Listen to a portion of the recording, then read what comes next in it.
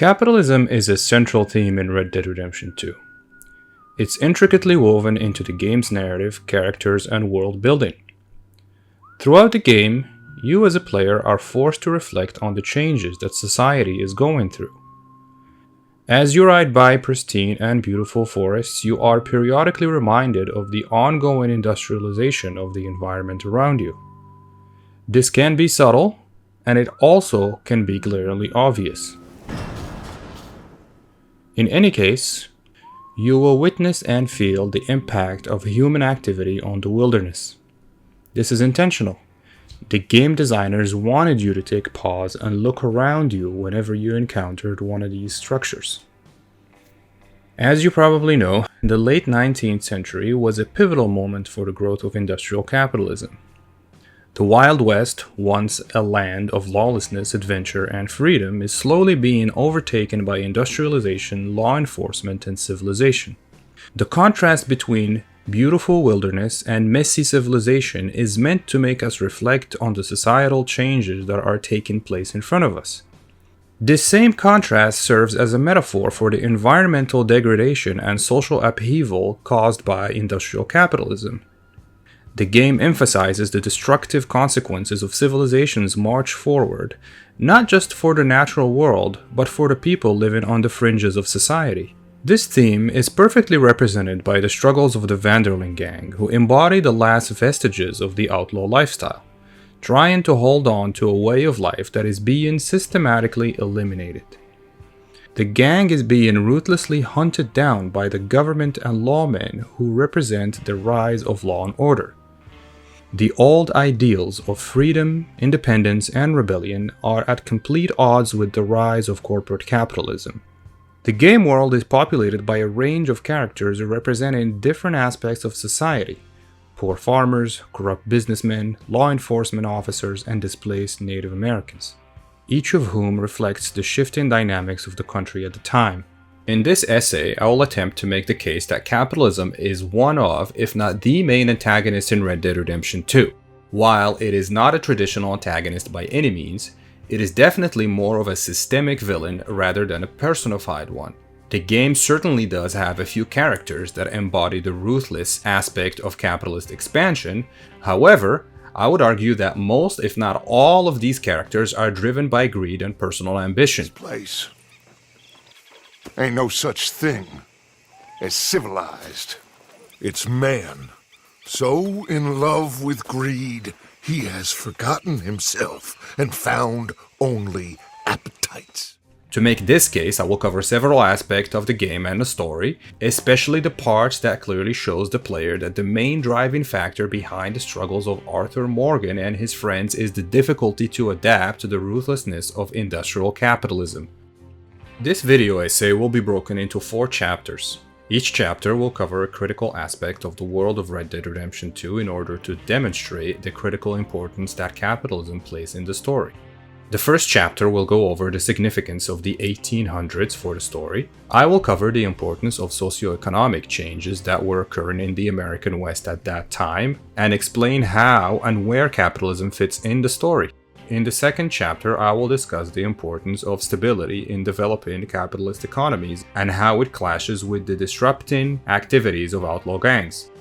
The third chapter will focus on some of the main antagonists of the game and how they were driven by their own greed and personal gain to eradicate any and all remnants of the old outlaw lifestyle. The fourth and final chapter will focus on Arthur Morgan's personal struggle against the expansion of industrial capitalism and the difficulties he encountered trying to survive in a world that no longer had room for him and his gang.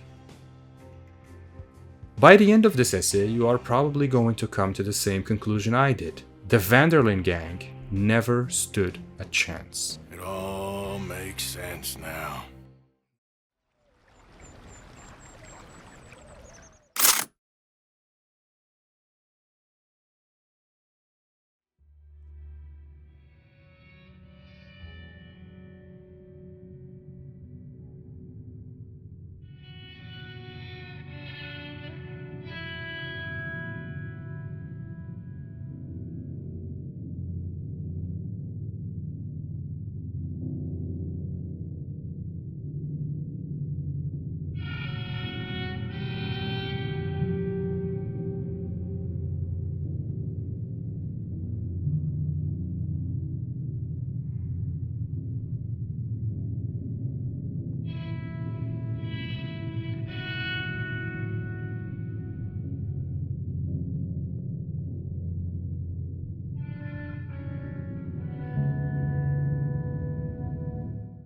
From the get-go, the game is letting you know that the gang is already in trouble.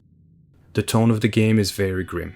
You feel and you know that the gang is fighting for its life, while Dutch is trying his very best to comfort and reassure everyone. Everybody, we're safe now. You have a feeling that it's going to be very hard for the gang to dig itself out of the hole that it's currently in. We're gonna starve to death up here, Mr. Morgan. It's clear their lifestyle and very existence is in danger. To understand why their lifestyle is in danger, you need to understand the historical time period that they are living in, the late 1800s. In 1890, the US Census declared that the frontier had been officially closed. This meant that there were no longer vast, untamed areas of land to settle and explore. This was a significant shift that many struggled to deal with.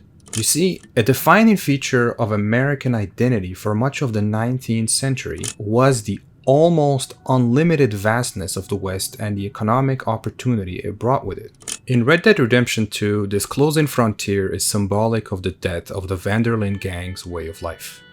The gang's attempt to resist modernity and hold on to their freedom becomes futile as the forces of capitalism, government, and law enforcement take control, eliminating the spaces where outlaws could freely operate.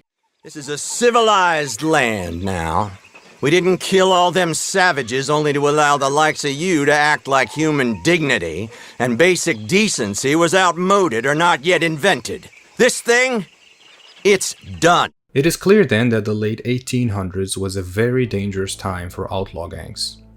It was a pivotal period for the rise and evolution of capitalism, especially in the context of industrialization, economic change, and the emergence of modern capitalist structures. Wealthy elites like John D. Rockefeller and Andrew Carnegie often acted like large-scale criminal enterprises who were not about to let their activities get interrupted by some small-time gangsters. This is very well portrayed by the feud between characters like Leviticus Cornwall, who personifies the rich industrialist persona that emerged during this time, and Dutch van der Linde. We also see the weight of capitalism with the expansion of urbanization. In the 19th century, people started moving outside of rural areas and into cities in search of better economic opportunities. The promise of economic opportunity was rarely matched by the reality of living in slums and working 12-hour shifts. This new living arrangement between the capitalists and the working class led to new forms of poverty and social stratification, one that the gang, especially Arthur Morgan, was very disturbed and repulsed by. I cannot decide which I like less, the swamps or the city. Both are full of parasites, reptiles, and slime. We're a long way east to land we know, and far from real open country.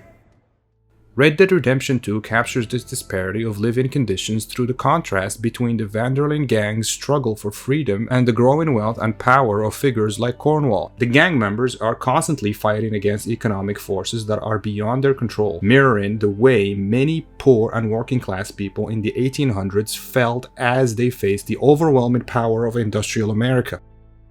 Another important factor is the railroad. The development of the railroad was one of the most significant technological and economic development of the late 19th century.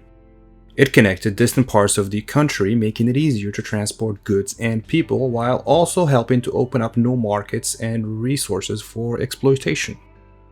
The railroads of Red Dead Redemption 2 plays a huge role in shaping the game's world, economy, and the decline of the Wild West. It's not just a background detail or a way to fast travel. The railroad is a true symbol of industrialization and the end of the frontier. It represents the progress of civilization, government, and big business. The railroad is the expressway that brings law enforcement and modernization, which directly threatened the free-roaming outlaw lifestyle. While it may have been difficult to mobilize troops of lawmen during the heyday of the Wild West, the existence of the railroads put an end to that. It allowed for fast transportation and development of significant numbers of law enforcement and, more importantly, of sophisticated weaponry which would have been harder to transport otherwise. So, in the game, just like in real life, the railroad is a symbol of the industrial capitalist forces at work. Characters like Cornwall are deeply invested in the railroad's expansion. The increase in power of corporations like Cornwall's oil empire and the railroad companies represents the rise of industrial capitalism that seeks to control land, resources, and people. This marks a turning point for characters like Arthur, who see their freedom and way of life erode as the forces of industrial capitalism push forward. The real impacts of the railroad expansion during the 1800s can easily be seen as having been carried out at the expense of workers, the environment, and Native American communities.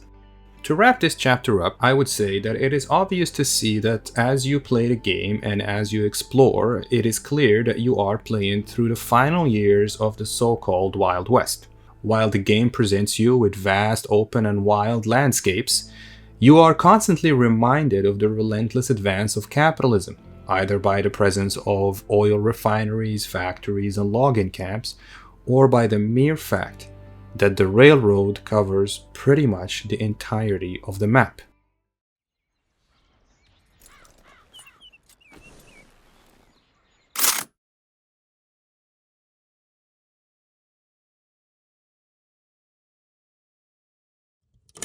By the late 19th century, finance played an increasingly important role in the capitalist system. The emergence of stock markets, banks, and financial institutions was a tremendously destabilizing force for outlaw gangs. As discussed previously, the emergence of industries like railroads, mining, and steel created a new kind of capitalists that were extremely eager to grow and most of all to protect their business at all cost. In that sense, the capitalist class worked very hard to make sure that their businesses evolved and grew in a relatively stable and predictable conditions. Let's take a moment to understand why capitalist societies rely on stability that is often maintained by law enforcement and various legislation. With the emergence of rapid growth of financial markets, maintaining investor confidence has become an increasingly important factor for business. To cultivate and grow investor confidence, as in attracting investor interest and incentivizing them to keep holding your stock and hopefully invest more, your company needs to show consistent economic growth. That part is obvious. What is important to remember here is that investors are very risk averse. If they feel uncertain or feel that your business is facing external pressures, they are very unlikely to invest and might even go as far as withdrawing their investment, as in selling their stocks, which may lead to a devaluation of your company. So why am I telling you all this? It's actually pretty straightforward. Imagine that you are living in the 19th century and you are an investor in Leviticus Cornwall's company. As an investor, you are going to be concerned with all the gang wars this company is engaged in and all the money they are losing either to looting or to law enforcement and detective agencies to deal with the issue. You may be a patient investor and give your friend Leviticus a bit more time to deal with the issue, but that may not be the case for everyone else. As businesses grow, they take on more and more investor money, more and more loans, and have to rely more and more on predictability and planning. Planning is often done better when things are stable and it is a little easier to predict the future. Large companies often buy their raw materials ahead of time in order to shelter themselves from price fluctuations as much as they can. This is why the criminal activities of outlaws are problematic to someone like Cornwall. His company relies on multiple other industries that supply it with raw materials, and more importantly, his company relies on banks and railroads to work smoothly so that he can avoid losses. The Cornwall Oil Company, just like any other company, needs trains to run on time, suppliers to feel safe delivering their merchandise, and workers feeling safe going to work in his refineries. If his businesses are constantly getting raided by Dutch and his friends, then less and less suppliers will want to be associated with him, less and less people will feel safe working for him, and his Pinkerton bills will just keep on growing bigger by the day. It's just all bad for business as far as Cornwall is concerned. The same logic applies to one very common target: banks. Banks are often targeted, seeing how that is where all the cash is stored. As banks are getting raided and having their safes ransacked, a lot of them went out of business, either because they could not hold enough capital to maintain operations or because they completely lost their clients' confidence. In a nutshell, the fear of outlaws leads to economic instability in towns and industries. Investors and business owners may be reluctant to expand if lawlessness threatens profits. The Vanderlyn gang's actions such as freeing prisoners, disturbing law enforcement, or inciting unrest makes regions harder to govern and develop. This is precisely why law enforcement worked hand in hand with big business to hunt down and eliminate any and all remaining outlaw gangs. While gangs have doggedly fought against capitalism and ideologically opposed the expansion of capitalist ideology, their actions have ironically contributed indirectly to the expansion of capitalism. Their activities justify stronger law enforcement, private security forces, and harsher government policies that often benefit only the rich and those who already hold the levers of power. For example, the Pinkertons profit from hunting gangs, and the government uses outlaws as an excuse to expand federal authority. Which brings us to our next chapter.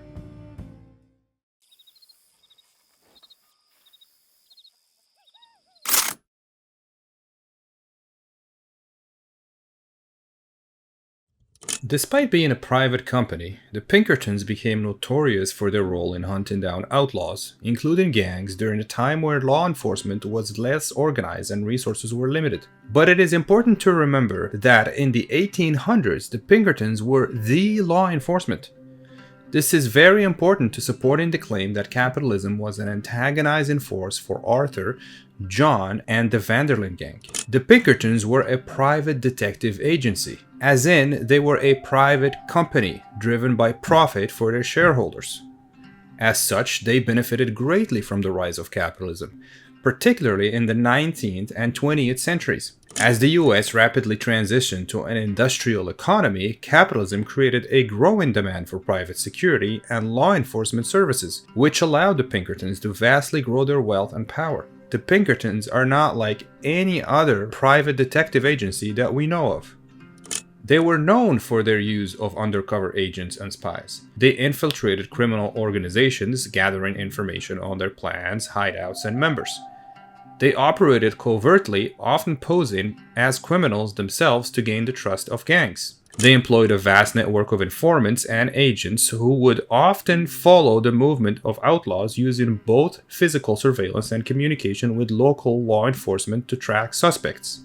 The Pinkertons sometimes used psychological tactics to destabilize gangs. They would spread rumors, create false reports of gang members being captured, or exploit internal divisions within the group.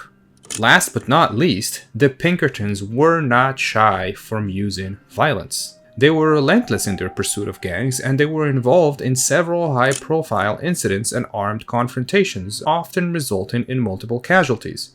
In a sense, they operated very much like any other federal agency, except for one major difference. They were a private company. This means that anyone with some money could have hired them. In fact, the Pinkertons' most frequent and lucrative clients were corporations, particularly the growing railroad industry, mining companies, and banks. These businesses needed protection for their assets, and they turned to the Pinkertons to provide security, investigate fraud, break up labor strikes, and deal with any threat to their profits. That's the key takeaway. The Pinkertons' job was to always protect their boss's bottom line. Pinkertons also worked with local, state, and federal governments, especially when law enforcement lacked the resources or expertise to handle complex or large criminal investigations. They were often hired by the government to track down notorious outlaws or gangs who were difficult for traditional law enforcement to capture. High-profile or large criminal operations often meant dealing with gangs who inflicted tremendous losses on big business. Think of someone like Jesse James, who was also hunted down by the Pinkertons and who was a notorious train robber. The Pinkertons were also very famous strikebreakers. They were often called up by big business to suppress labor organizations, especially in the growing industrial economy. When workers in factories, mines, or railroads went on strike or demanded better wages, the Pinkertons would frequently be hired to break up the strike, infiltrate labor unions, and intimidate or forcibly remove striking workers.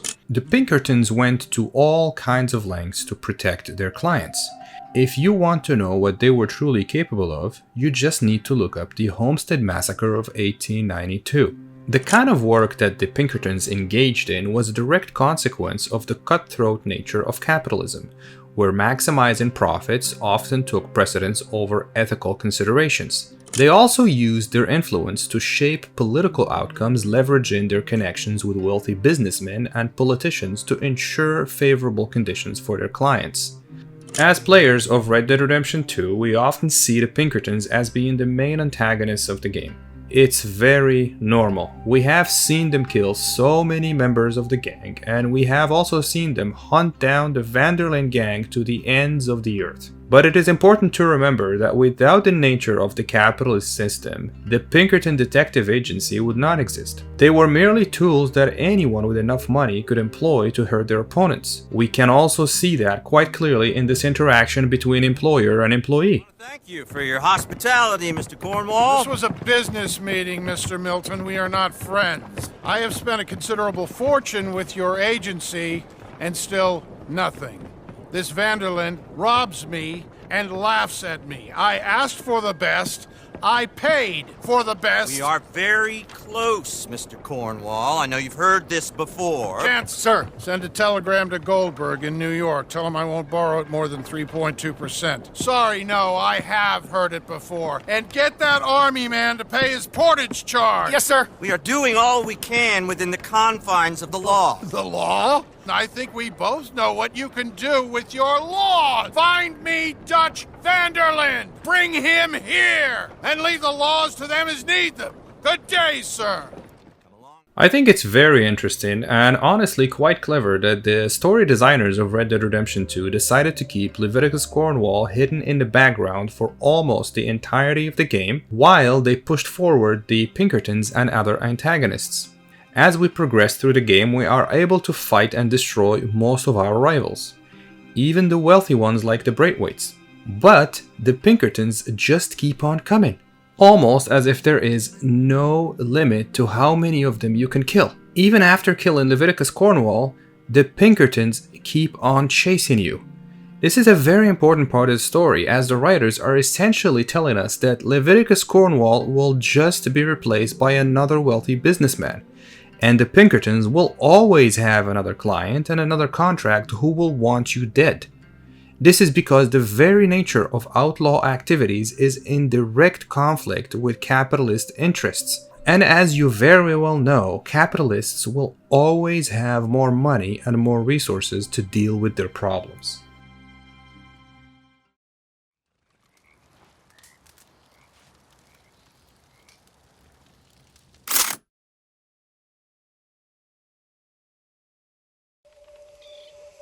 There always seems to be more and more civilization.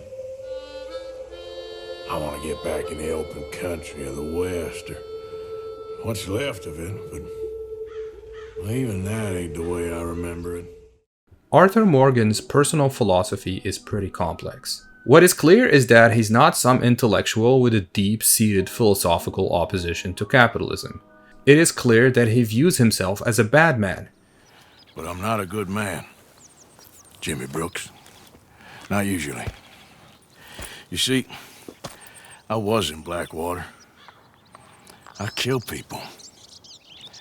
And maybe I should have killed you. Should I have killed you, Jimmy Brooks? We as players have only seen the bad side of him a few times, mostly when he was playing the role of the debt collector. There were some clear signs, however, that Arthur did not like what civilization stands for. When the weather breaks, I suppose we'll have to keep heading east. East? Into all that? That's civilization. I know. Arthur values the freedom that comes with being an outlaw, living outside the boundaries of society and government. He follows Dutch's ideal of freedom, which seems like a rebellion against the oppressive and regulating forces of capitalism. We understand early on that Arthur is a very pragmatic man. For him, the pursuit of individual freedom is often worth the cost of doing immoral things, like robbing, killing, and debt collecting. To Arthur, this is the only way to live a life of self-reliance. This, of course, changes gradually. Arthur begins to experience a growing sense of moral conflict as the game progresses. Well, you're sorry. Yeah, I heard you. But, I mean, well, this country is man unleashed. That's the thing, and it ain't my fault any more than it's anyone Man else's. unleashed? Then unleash goodness. Not just hell's feeble brothers, sir. But how? I mean, all I know how to do is fight, I guess. I was set free to fight. Arthur resents the way that modern capitalism is taking over the land and way of life he knows. The railroad, mentioned earlier in the video, is a symbol of industrial progress, and throughout the game, Arthur witnesses how it disrupts nature, takes away land from smaller communities and individuals, and introduces a new world order where corporations, not people, hold the power. It is important to remind ourselves here that Arthur, while driven by a quest for survival, does not show signs that he does what he does for money. He is a loyal soldier of the Vanderlyn gang, and it is that loyalty that kept him around. Russ, I doubt that. No, you're just doubting me. I would never doubt you, Dutch. You always said revenge is a luxury we can't afford. This is the right call, Arthur. This is perhaps another reason that pushes him to despise the Pinkertons. To Arthur, loyalty means everything. Seeing and dealing with someone who is as cheaply bought as a Pinkerton goes against everything that he stands for. Milton, You see, I haven't done anything wrong, aside from not playing the games to your rules. spare me the philosophy lesson. I've already heard it from Mac Callender. Matt Callender. He was pretty shot up by the time I got to him. So really, it was more of a mercy killing. Slow, but merciful.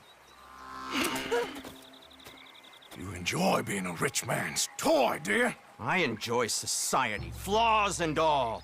You people venerate savagery, and you will die. Savagely, all of you. Oh, we're all gonna die, Agent. Arthur's personal struggle against capitalism is also directly linked to his relationship with nature.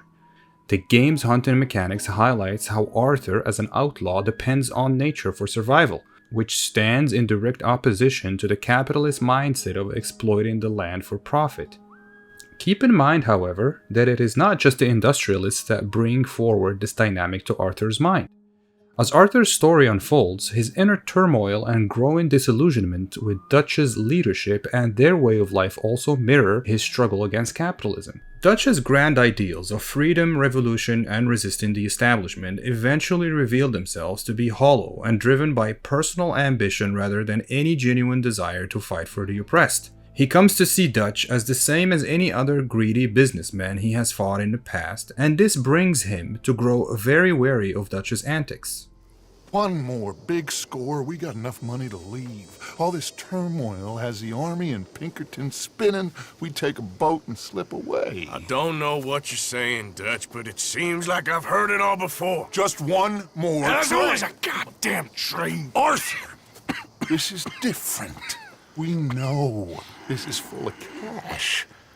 Army payroll, money and supplies to repair the bridge that you blew. This is all going to plan. We rob Uncle Sam and we leave. The poetry of it all. What do you think? It sounds wonderful. Hell, yeah. I ain't got much to lose, but... You know, the women and the children. And John and his family. I'm afraid I have to insist. I mean, we gotta let them go, because if the Pinkertons come through again, they will kill everyone. John? Insist? Yeah. Insist. As Arthur finds out that he has tuberculosis and comes to grips with his own mortality, his quest for redemption truly begins. Arthur's transformation in the latter part of the game shows a significant shift in his worldview, where he becomes more aware of the exploitation of others and the impact of his own actions. By the end of his journey, Arthur seeks redemption not only for his own personal misdeeds, but also for the harm that the gang has caused. Live someplace else. Start over. Here, take this. I don't need it no more. I don't want your money. Yeah, I know you don't want it. I don't. You sure as shit need it. Take it. No. I ain't looking for forgiveness. It ain't about that. But don't forgive me. Just take the money and get out of here, please. I know I ruined your life. I suffer for it every day. But don't let yourself get killed for pride. I seen it kill too many folk. Don't say anything. Don't thank me. Just take the money and pack your bags. That's all I gotta say. Thank you, Mr. Morgan. I said don't thank me. Get out of here. Please. Arthur's struggle against capitalism is reflected in the realization that the gang's ideals have been taken over, like everything else, by greed and personal ambition. His struggle against industrial capitalism is ultimately a reflection of this loss of idealism, as he tries to make peace with the consequences of a life spent fighting a losing battle against a system that was ultimately too powerful to challenge through violence alone. We ain't both gonna make it. Go. Now, I'll hold them off. It would mean a lot to me. Please. There ain't no more time for talk. Go.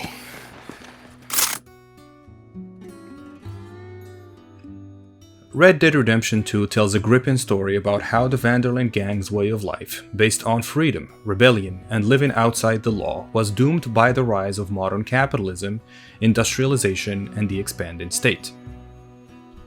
From the very beginning, the game portrays the gang's desperate attempt to hold on to their way of life, which is being eroded by the growth of capitalism. The gang's fight for survival becomes essentially a metaphor for the broader struggle of a society and people who are being left behind or swallowed up by the forces of industrialization and capitalism. The core of the gang's philosophy revolves around a kind of romanticized outlaw lifestyle, rejecting the rules and restrictions of society in favor of individual freedom and self-reliance. However, the late 1800s, when the game takes place, were a period of rapid industrial growth, and capitalism was becoming more and more entrenched in American society. The government and the wealthy elite used all of their power to crush any kind of resistance. The gangs were severely outmatched. The legal system, law enforcement, and corporations, all intertwined, create an environment where independent outlaws like the Van der Linde gang never really stood a chance.